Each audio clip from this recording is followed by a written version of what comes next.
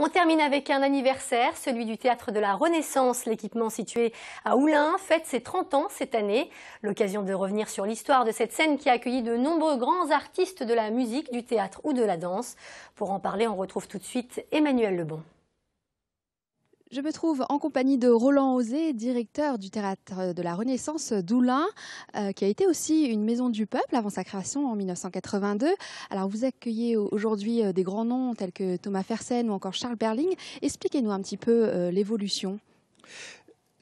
En fait, cette maison, elle conserve une chose incroyable, c'est qu'elle s'occupe de théâtre et musique, de la relation théâtre et musique. C'est-à-dire comment le langage musical et théâtral, s'est construit depuis la fin de l'opéra ou le début des formes plus populaires de relation à l'opérette, par exemple, etc.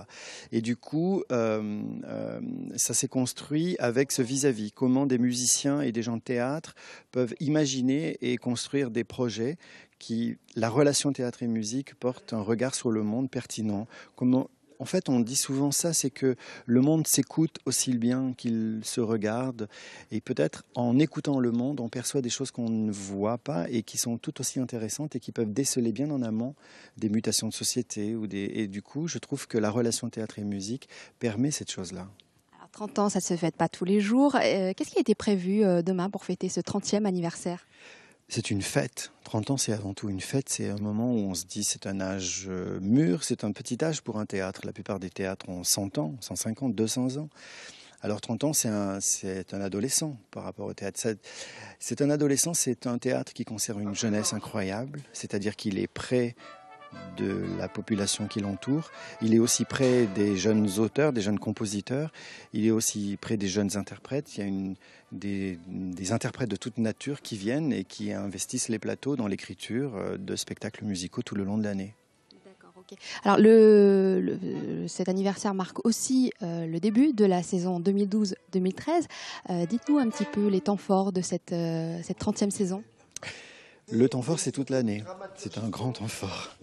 Mais blague à part, il y a évidemment des spectacles importants qui sont des spectacles créés dans cette maison. Cette maison est une maison portée par une équipe artistique, c'est-à-dire des gens qui, tout le long de l'année, vont inventer des projets, les font naître ici et ensuite des projets qui partent en tournée.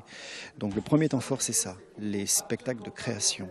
Ensuite, il y a un temps fort, par exemple, une carte un peu particulière, un domaine particulier, la Pierre Rigal qui sera fait et puis qui sera renouvelé chaque année. Comment à un moment de la saison, on fait un focus sur un artiste. Voilà. Donc ce sont une succession de temps forts organisés entre le répertoire, par exemple, La Voix humaine de Jean Cocteau, et puis des temps de création tout le long de l'année.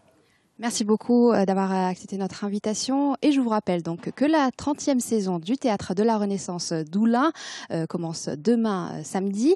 Le détail de la programmation à retrouver sur www.théâtredelarenaissance.com.